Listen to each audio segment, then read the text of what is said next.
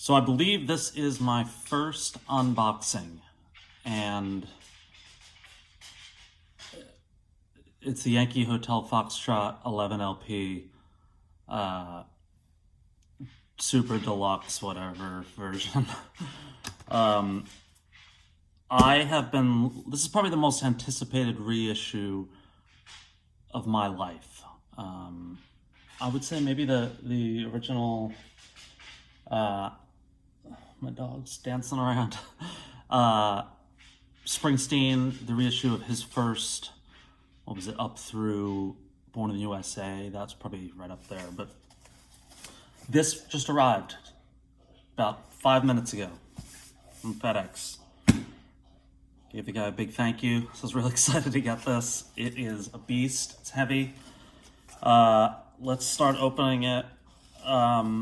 Little backstory. So I was living in New York on 9/11. I lived in New York. I lived in Brooklyn from 2000 to 2005, or 99 to 2005. I think 98 to 2005. I had heard demos, which a lot of people had heard of Yankee Hotel Foxtrot way before its release. I think Wilco had released it on their website, I believe, when they were going through all the label issues with Warner. And I saw them. There's two shows that people have been talking a lot about, given this reissue. When Wilco played Town Hall in New York City, I think it was September 27th and 28th, maybe 26th and 27th. This is of 2001. So just a couple weeks after 9/11. I was at both of those shows. I remember the first show was in the first row. And it was like a concert I've never seen before. They looked uncomfortable on stage. The crowd was eerily quiet, because we were all still sort of in a state of shock. And I remember talking to friends of mine and saying, well, I guess we should go, right? I mean, it's my favorite band, and what else do we do, right? Like, most of the weeks after 9/11, just getting together and talking, and so we saw Wilco. This was the band at the time was Jeff Tweedy, Leroy Bach, John Sturrett, and Glenn Coche. Is that how you pronounce his name?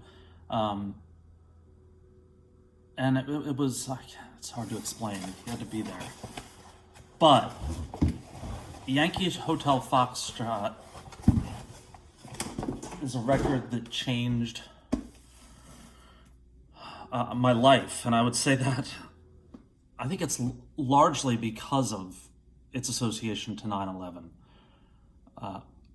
When I go back to New York, which when I had a corporate job, I used to do maybe 4 or 5 times a year, about once a year, I'll walk the streets and play Yankee Hotel Foxtrot top to bottom, and it sends a shiver down my back for that hour or however long this record is. This record sounds completely different when I'm in Manhattan or Brooklyn than it does here, living in California, because this, very similar to OK Computer, and I share that because the song Let Down was the first song that I played after 9/11. It was like 4 or 5 days after I hadn't listened to any music, got on the subway, and I think I had a CD player, and I hit play, and it must have been a mix CD, and Let Down came on. So that song, I will always think of that day. But Wilco would obviously go on to, this would be their masterpiece. I'm obviously biased. Wilco is probably my favorite band ever. Not probably, they are. Springsteen's up there. Wilco's I just have a different relationship. There was a New York Times article this past weekend about a woman. I didn't finish the whole thing, but I plan to, who is in love with the band Belle and Sebastian. And I think the bit that I read after her, I think it was a divorce. Maybe she lost someone. I can't remember. Sorry, I skimmed it and I plan to go back and read the rest, which I will today. And she sort of followed Belle and Sebastian on the road up and down the West Coast, and she was talking about how it's hard to describe how much she loves that band, and that's always been the way I've felt about Wilco.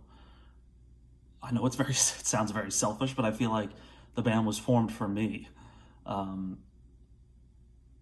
I can't explain it. Jeff Tweedy, when I was going through my first bout of depression in 1999, Wilco, had just released Summer Teeth, and I would listen to How to Fight Loneliness over and over and over because I thought Jeff Tweedy was the only one who understood what it was like to feel what I felt.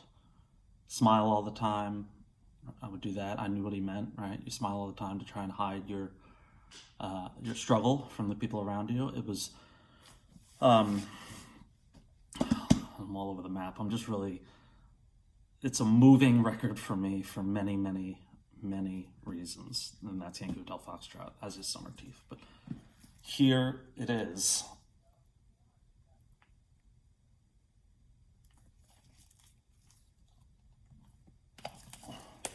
$11 LPs. I'm just gonna open it up, see what's in here. I'm not gonna go too deep. But I will be listening to this for a long time. Plastic's off. It's a different cover, right? I mean, where is it? The original is more of a yellow, or a yellow brownish, maybe. This is gray, silver. That's how heavy it is. Oh, okay, so it doesn't open at the top. It opens on the sides. This is tremendous. So I'm gonna start at the bottom. Look at how beautiful that is. This is Wilco Snoozin' at the Pageant, July 23rd, 2002 in St. Louis. That's one disc, or a couple discs. Then we have Lonely in the Deep End, demos, drafts, instrumentals. Oh, this is gonna be good stuff. I know a lot of these demos because I still have a lot of the Yankee Hotel Foxtrot demos on CD. Unified Theory of Everything. I think this is the alternate version of Yankee Hotel Foxtrot. This is a record, if ever there was a time that a band could have done a double record, this is it. I guess I'm glad they didn't because they made a masterpiece, but there are so many songs like Cars Can't Escape, a magazine called Sunset. What else is on here? Venus Stopped the Train. I think was that a demo? The Jay Bennett demo. And then this is Here Comes Everybody. I think this was the alternate title of Yankee Hotel Foxtrot. I think it was going to be called Here Comes Everybody, and they changed it.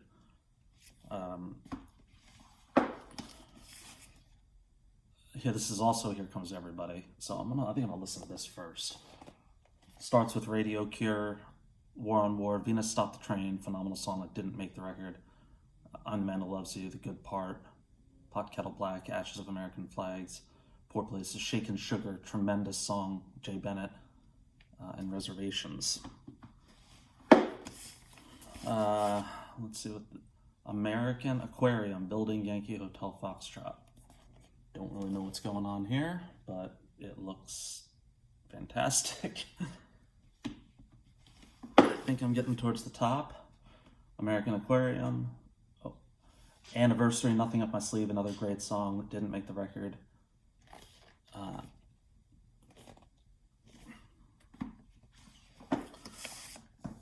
And here's the real, God, I almost just got choked up.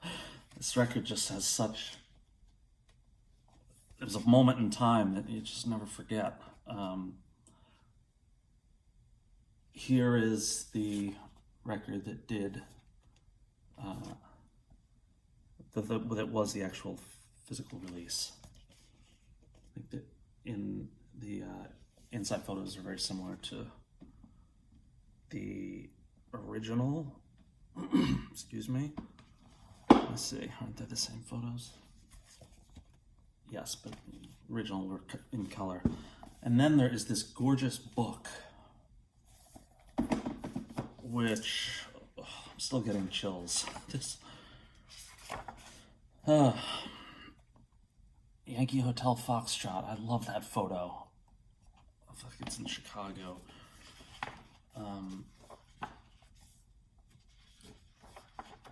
Just there's so many. The imagery from this period is just, it's stark. It's sort of jarring, but also very very minimalist. It's hard. It's really hard to explain.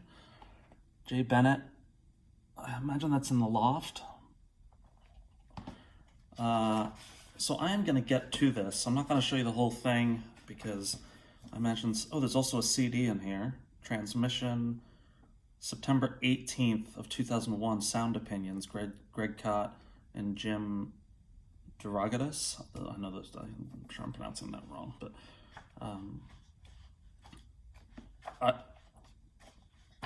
this is gonna be a busy few days. I should also know, this is the 11 LP. I bought the 7 LP and the 2 LP. There's only like 2 or 3 records in my life that I would ever do that for. This, Darkness on the Edge of Town, maybe Still Feel Gone or Anodyne by Uncle Tupelo, Highway 61, Dylan. And I know someone on my channel, whose name is escaping me, won the 2 LP in a giveaway. Just know that should be arriving soon. I keep getting notifications on it. I haven't been forwarding them to you because I didn't want to bug you. But it should be arriving in your mailbox not too long from now. That's it. I'm going to sit down and start listening to this. Wilco's Yankee Hotel Foxtrot. Look at the depth of how much is in there. An absolutely tremendous masterpiece of a record that I'm incredibly grateful to now own on. I'm glad that the 11 LP arrived first so I can dive into all of it. I could do multiple videos on this, and I may do more once I have spent some time with this. But for now, thank you to the Wilco camp for putting this out. It means a lot to a lot of people. And congratulations on 20 years of, I think, one of the greatest pieces of art ever made. Thanks for stopping by, and I'll talk to you soon.